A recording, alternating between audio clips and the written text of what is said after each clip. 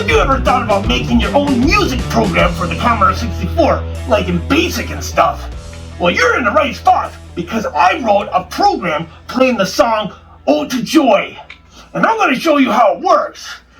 And afterwards, then I'm going to show you how to make it your own by changing the melody. So we're going to have this AI Charles on the computer there. He's going to go through the program and explain how each line works. Go ahead there, AI Charles. Line 10, S equals 54,272.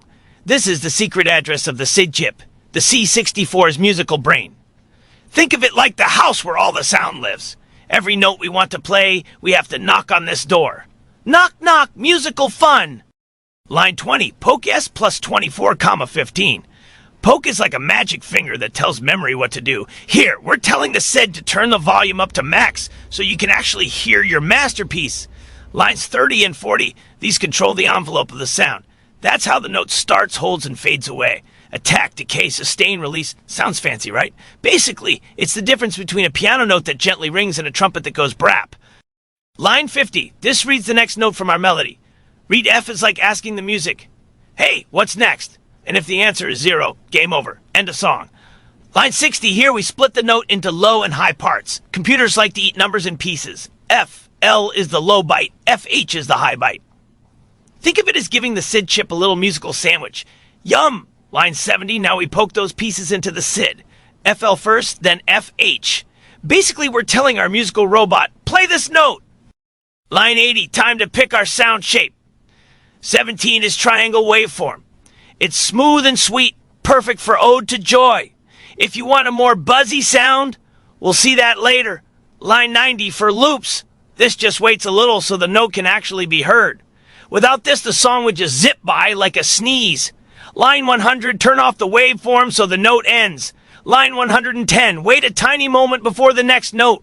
It's like taking a tiny musical breath. Line 120, loop back to line 50 and play the next note. Loops are like musical roundabouts. You just keep going until the song is finished. Here's the actual song. Each number is a frequency in hertz. 0 at the end means the end. Basically, we've just handed our musical robot the instructions to sing Ode to Joy. It's like a treasure map for your ears. Now the fun part, you can change the waveform to sawtooth or square by changing line 80, 17 to 19 or 33, or make notes longer or shorter by changing line 90, or even change the melody numbers to make your own song. See? Music creation is like a science experiment, except with more beeps and less explosions. And there you have it. You just made music on the Commodore 64. Who needs Spotify when you have Poke and Data? Keep experimenting and maybe next time you'll compose your very own C64 symphony. Until then, keep poking and keep playing. Thank you, AI Charles. Now we're not done yet, because we haven't explained how do you take notes from a piece of paper and put it into this data over here. Well, fortunately, I made it simple. I made up my own little chart, and I'm going to show you that. Here it is. Let's examine that. What you see here is a musical staff going across the screen. I made the staff myself. I think I did a pretty good job, don't you? And on this musical staff, you'll see little bitty notes. And under the notes, there's a number. Well, each note is on a line, and that line is a number.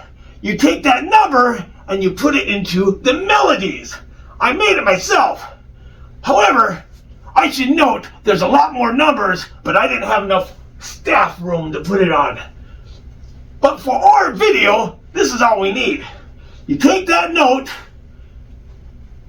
and you find what number it is in, and then you put it onto your program. Let me show you.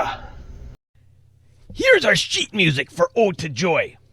If you look at the first note is on what line? The first line, right?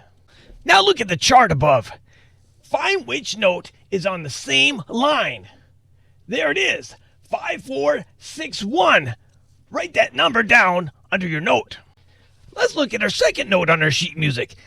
It's the same line. That means it's the same number.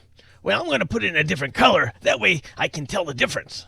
Our third note on our sheet music is on the first space. Well, which one has its first space? Right up there, 6129. So we're going to put that in there. Now that you have the hang of this, do this for every note till you complete the song. Once your numbers are complete, let's insert them into our program. The data for our melody starts at line 140. And if you notice, they're the same numbers that are on our music sheets. When you're putting this data in, you have to start with the line number, the word data, a space, then put the first number in, followed by a comma, then the next data, then a comma, and so forth. When you run out of room, start a new line with a higher line number, the word data, and your data. When you're finished, the last data should say 0. That will stop the song. Let's run this program! We're going to run this program. It's going to be cool. You know what? If you don't want to type it all out, you can copy and paste it from my comment section below. Okay, let's get this going here. Let's get this program in here. R-U-N.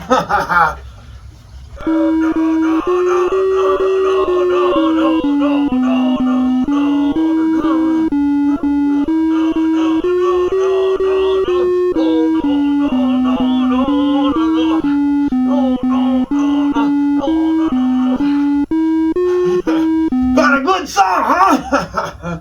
Well, thanks for watching. I hope you enjoyed my video. If you want, leave a comment in the section below. Till then, I will see you later, alligator.